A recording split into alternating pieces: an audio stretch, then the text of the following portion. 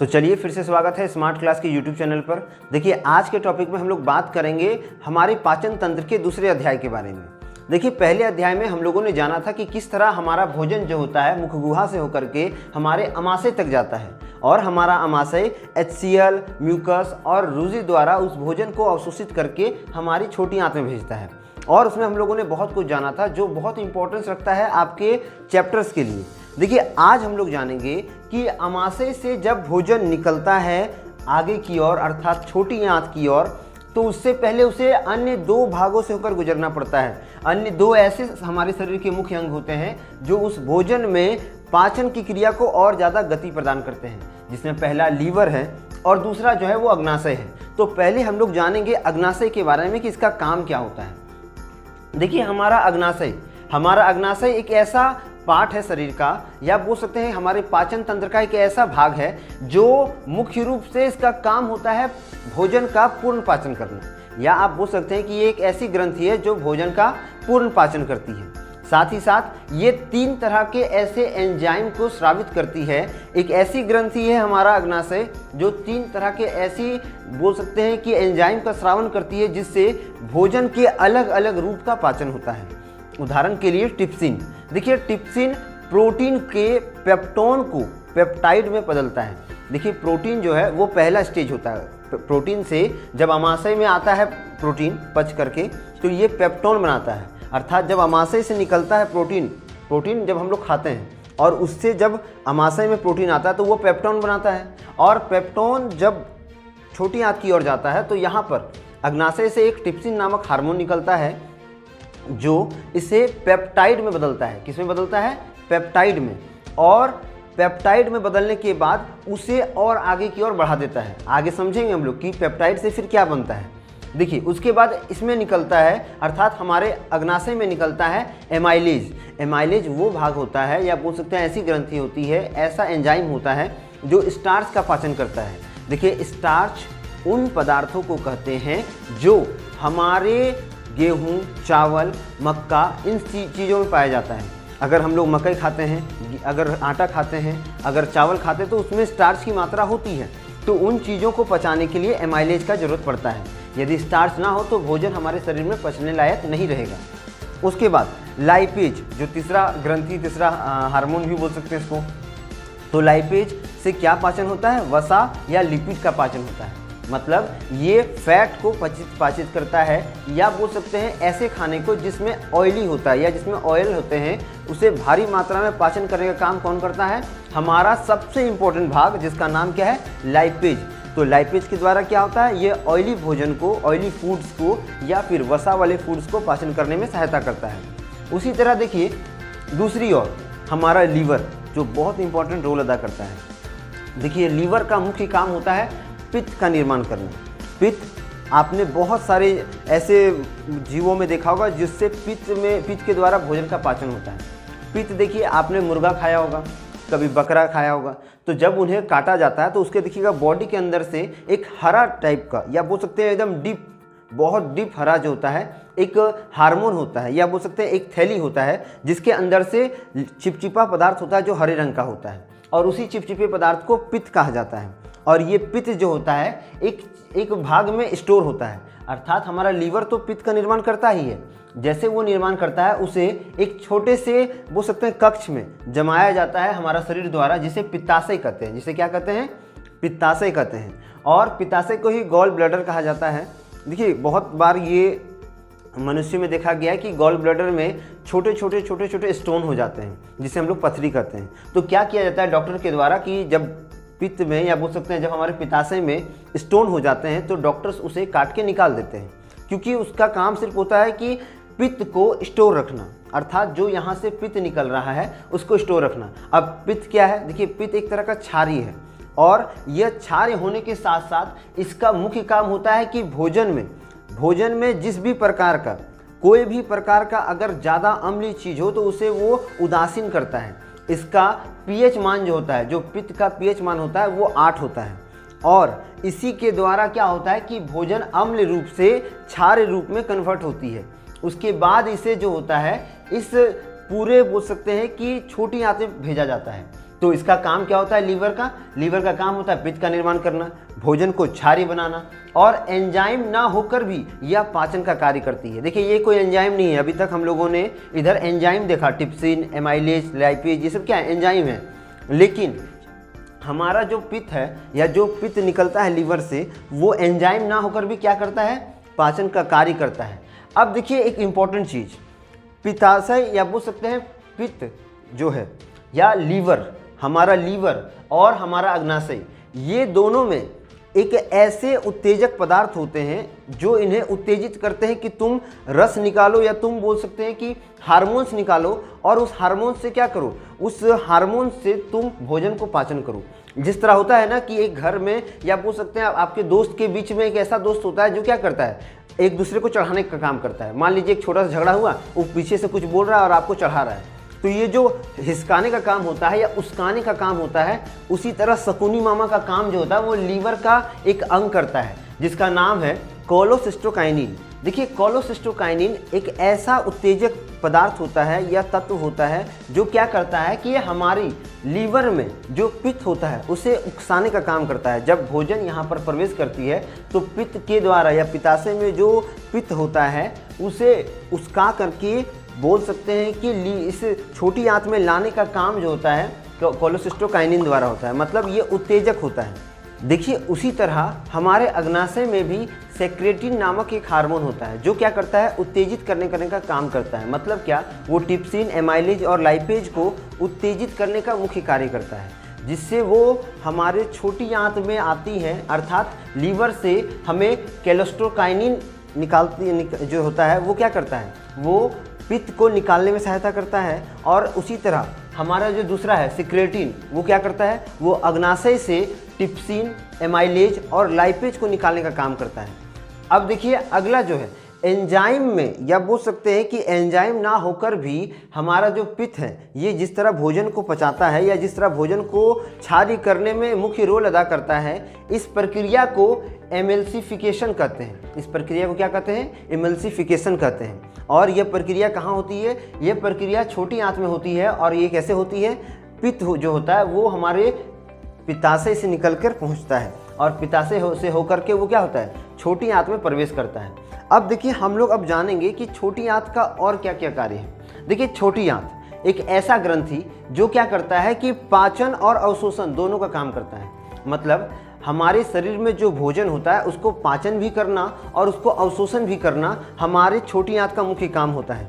इसलिए इसको और अच्छा समझने के लिए हम लोग पित्त को, या बोल सकते हैं कि पित्त से जो रस निकलता है उस रस के बाद तथा अग्नाशय से जो सिक्रेटिन के द्वारा जो 3 हार्मोन निकलते हैं, ट्रिप्सिन, एमाइलेज और लाइपेज, इसके द्वारा जब भोजन हमारे छोटी आंत में पहुंचता है तो ये 3 लेवल में काम करता है। ये 3 लेवल जो होते हैं वो क्या है, वो है पहला डी, जे और आई।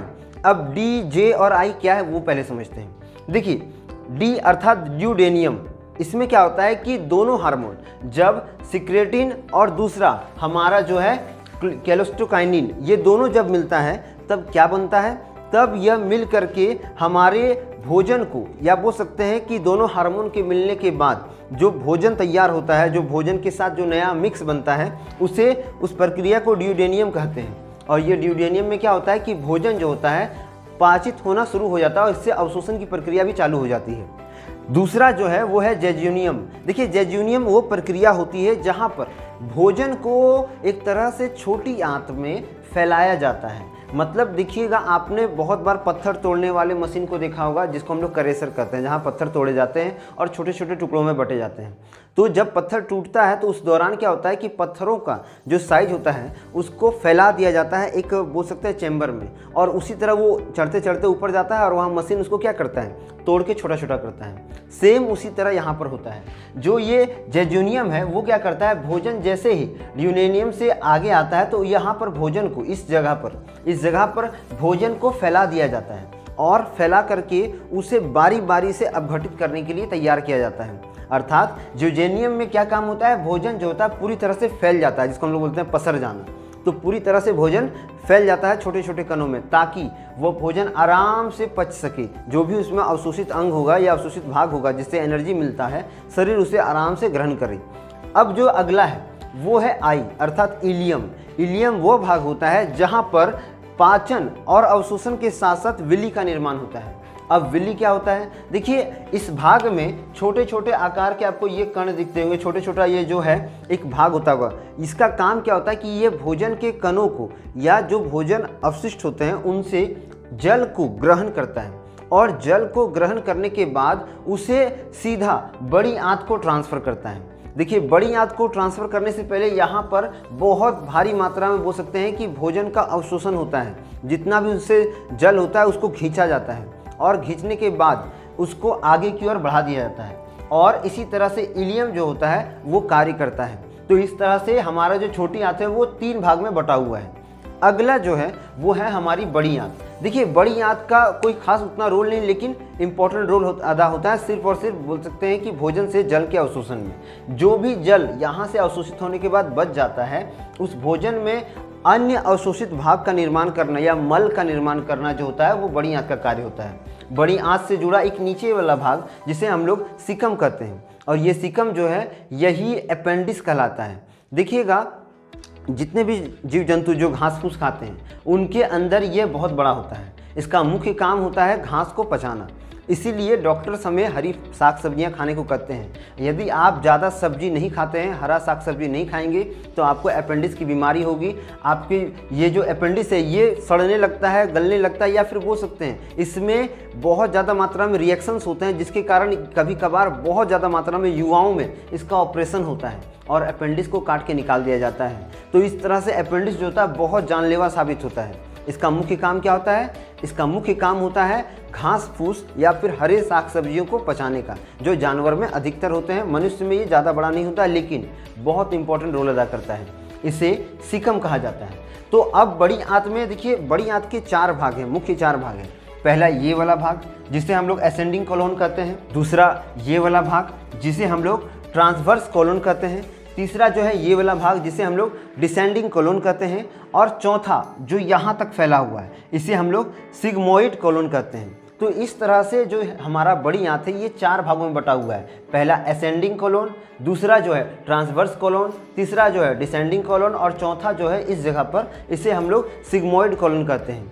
इस तरह से जो है हमारा जो बड़ी आंत है वो कार्य करता है और बड़ी आंत के इसी तरह सभी भाग बने हुए हैं। और इसका मुख्य काम क्या होता है? मुख्य काम होता है जो भोजन बचा खुचा है, जो छोटी आंत से बच करके यहाँ तक पहुँचा है, उससे जल का अवशोषण करना और उसे मल के रूप में तैयार करना। देखिए उसके बाद जब भोजन पूरी तरह से पाचित होकर के इस एरिया को में पहुँचता है जिसे हम लोग रेक्टम कहते हैं, यहाँ पर आप बोल सकते हैं कि हमारी लैट्रिन या फिर मल इस जगह पर इकट्ठा होता है और इकट्ठा होने के बाद यहाँ पर से वो एनस के द्वारा या गुदा के द्वारा शरीर से बाहर आ जाता है।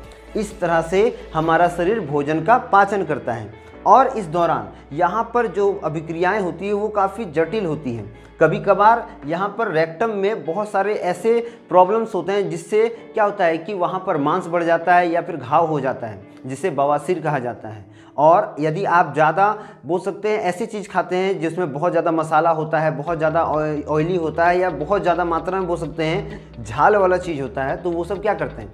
वो सब यहाँ पर डैमेज करने का काम करते हैं और उसी से आपके इस क्षेत्र पे बहुत ज़्यादा पेन होगा और साथ ही साथ घाव होने का डर रहेगा और ये भी हो सकता है कि आपको पाइल्स या बवासीर होने का बहुत ज़्यादा चांस होता है। इसीलिए डॉक्टर सलाह देते हैं कि कम से कम मसाले वाली चीज़ खाएं ताकि यहाँ से लेकर के यहाँ तक कोई भी परेशानी आपके शरीर को पचाने में ना हो। अब देखिए कुछ और पॉइंट्स है जिसको हम आज डिस्कस कर लेते हैं। देखिए जब हम लोग भोजन को ग्रहण कर रहे थे पहले के चैप्टर्स में मैंने बताया था कि किस तरह भोजन जो होता है अलग अलग रूप में बढ़ता है। जब भोजन मुख गुहा में रहता है तो उसको हम लोग बोलस कहते हैं। जैसे ही वो छोटी आंत में आता है तो उसे काइम कहते हैं। अब काइम से जैसे ही भोजन जो है बड़ी आंत की ओर जाता है तो उसे काइल कहा जाता है। बड़ी आंत की ओर जाता है उसे क्या कहते हैं? काइल कहते हैं। मतलब भोजन 3 रूप में बटा हुआ है भोजन का पाचन। पहला बोलस कहलाता है जो मुख गुहा से होकर के यहाँ तक आता है। जब वो हमारे अमाशय में पहुँचता है तो उसे काइम कहते हैं और जैसे ही छोटी आंत से बड़ी आंत के बीच में भोजन रहता है तो उसे क्या कहते हैं? काइल कहते हैं। उसी तरह हमारा भोजन जो है अगर उसमें प्रोटीन रहता है तो प्रोटीन का पाचन किस तरह होता है वो भी जानते हैं। देखिए जब प्रोटीन को पाचित किया जाता है पेप्सिन द्वारा तो वो पेप्टोन बनाता है। प्रोटीन को पेप्सिन द्वारा जब बोल सकते हैं कि अपघटित किया जाता है, जो क्या होता है, जो हमारे अमाशय में पाया जाता है, तो उसे हम लोग क्या कहते हैं, पेप्टोन कहते हैं। और पेप्सिन उसे पेप्टोन बनाती है, उसके बाद टिप्सिन जो होता है वो उसे पेप्टाइड बनाती है। टिप्सिन क्या बनाती है, पेप्टाइड बनाती है। उसी प्रोटीन को टिप्सिन पेप्टाइड बनाती है। उसके बाद प्रोटीन को वही पेप्सिन से टिप्सिन जब एक बोल सकते हैं कि पेप्टाइड बनाती है, तो टिप्सिन के बाद इरिप्सिन जो होता है वही पेप्टाइड को एमिनो एसिड बनाती है। फिर से देख लीजिए कि प्रोटीन को पेप्सिन पेप्टोन बनाती है, टिप्सिन पेप्टाइड बनाती है और इरिप्सिन एमिनो अम्ल या एमिनो एसिड बनाती है। और ये जो लास्ट प्रक्रिया होता है प्रोटीन का, ये हमारे बोल सकते हैं कि छोटी आंत के क्षेत्र में होता है। तो इस तरह से हमारे शरीर में प्रोटीन का पाचन होता है। अब देखिए प्रोटीन क्यों इतना इंपॉर्टेंस रखता है, क्योंकि प्रोटीन को पचाने में शरीर को ज़्यादा मेहनत करना पड़ता है। प्रोटीन उच्च वसा का एक बोल सकते हैं संगठक होता है, इसलिए उसमें ज़्यादा वर्क करना पड़ता है शरीर को। इसीलिए देखिएगा बहुत बार जब आप चर्बीदार कोई चीज़ खाइएगा तो ज़्यादा देर तक नहीं खा पाइएगा, या ज़्यादा फैट वाला चीज़ अगर खाते हैं तो शरीर को पचाने में ज़्यादा टाइम लगता है। तो इस तरह से हमारा शरीर जो है पाचन प्रक्रिया को पूरा करता है और इसी तरह हमारा पाचन तंत्र काम करता है। तो आज की वीडियो में हम लोगों ने जाना कि किस तरह हमारा शरीर पूर्ण रूप से पाचन करता है और किस तरह उसे एक मल का निर्माण करने में सहायता करता है। आशा करते हैं कि यह पाचन तंत्र का जो चैप्टर था इसको आप बहुत अच्छे से समझ गए होंगे। मिलेंगे हम लोग अगले वीडियो में, तब तक के लिए चैनल को लाइक करें, शेयर करें, सब्सक्राइब करें। वंदे मातरम, भारत माता की जय।